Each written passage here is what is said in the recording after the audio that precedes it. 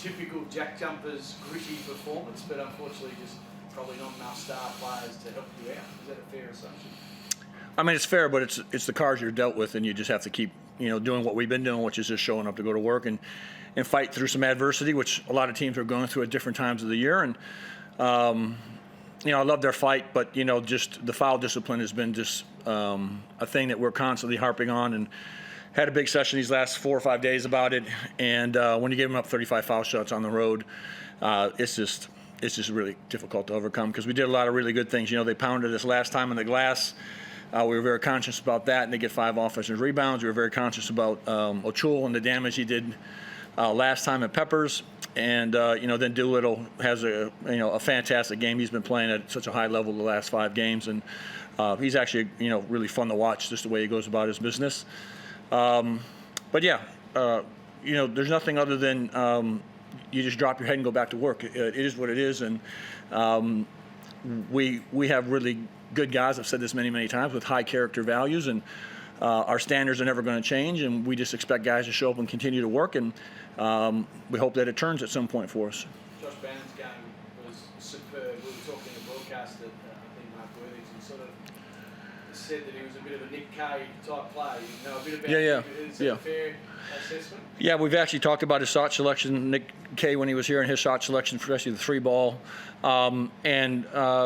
He's just a worker. He's just turned 25, and he's just all about it. He's a workhorse, and has the right attitude, and he fits in beautifully with our group. And we just need to continue to support him in his growth. And he's just scratching the surface at his young age of what he can do. And he's been there every night for us. And I thought Majuk Dang, played his heart out. These guys are getting a lot of extra minutes that we never really planned on them getting. Like a Nick Marshall, and these guys were supposed to be actually coming off our bench and providing 20 minutes and helping us. And Majak's out there for 35 minutes or whatever he's been, and Marshall's been a workhorse these last 5 or 6 weeks. So we're asking a lot of guys to extend themselves in a little bit different roles, and they've responded as best they can, and they've done a wonderful job. When you've got the foul discipline, does that actually potentially fatigue and do more minutes than what they were expecting? Well, they were in the bonus in the first 3 minutes of the game, so I don't know if that's about fatigue.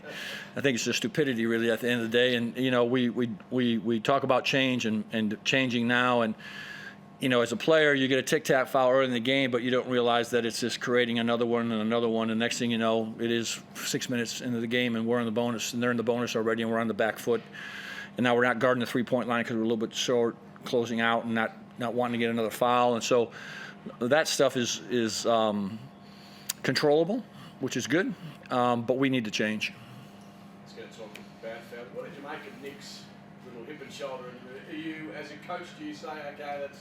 I actually didn't see it. So by the time I was talking to the coaches and turned up there, so I didn't really see what transpired up there, to be quite honest with you.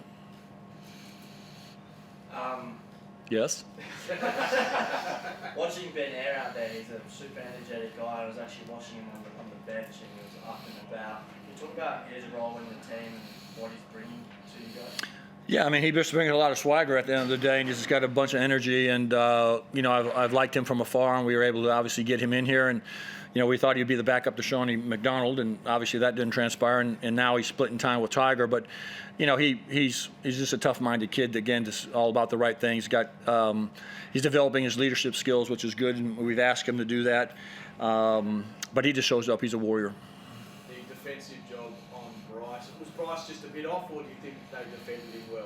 No, I think they defended him well and got up after him. And, like anything else, when you start to make some shots and the floor starts to open up and other things start to happen. But, we just couldn't consecutively make enough shots. And we had some really good looks around the three-point line that just didn't follow. And I think with 2 minutes to go there, Bannon's got a short bunny in the middle of the lane to turn it to 5. And we're kind of back to where it's where we kind of live for most of our season so far. So we had opportunities, but they did a nice job on Bryce. And again, DJ coming back is a good sign for us, but he's 2 or 3 weeks away from getting his legs underneath him and actually playing in games. It's different to be practicing and coming back from rehab.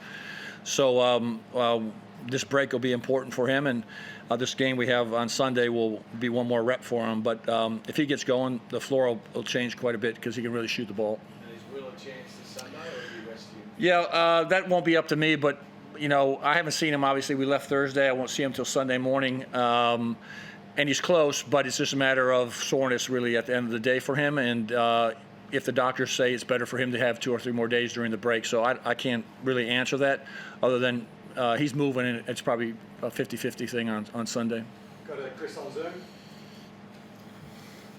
Yeah, Scott, you're talking about discipline, and I mean, that is one thing, but at the same time, they took the first 15 free throws of the game. You didn't get a foul shot until 15 minutes into the game. It was 90-3 in the first half, and maybe all their fouls were there, and that was fair enough, but were there times where there might have been a whistle that could have gone both ways?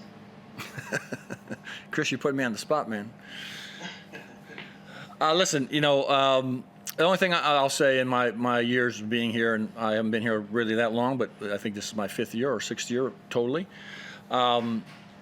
It just varies from game to game, and so you have to adjust the refereeing of what building you're in and what the refereeing crew is calling and not calling. And as a player, you have to make adjustments if it's not going to be the same consistency across the board from place to place. And so, as a player, you have to adjust. You just have to. You can't rely on a fair whistle, especially on the road. You have to earn your way to get that. And did they foul us? I'm sure they did, but we were fouling.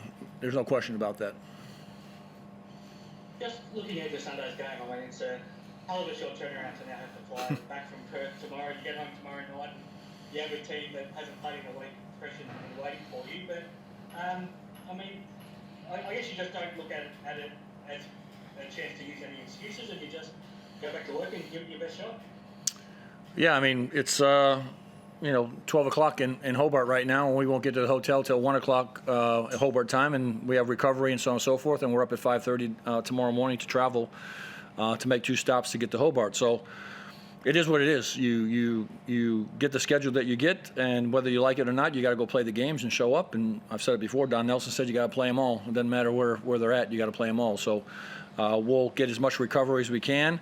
Maybe Magnay's back. That'll help our spirits, I think, just in general. But a team laying there waiting for us is obviously quite dangerous. And, we haven't had, obviously, very much success back there either. So we have a lot of work to do, which is not the worst thing in the world. And we'll continue to get after it. Thanks, Scott. Yep. Thank you.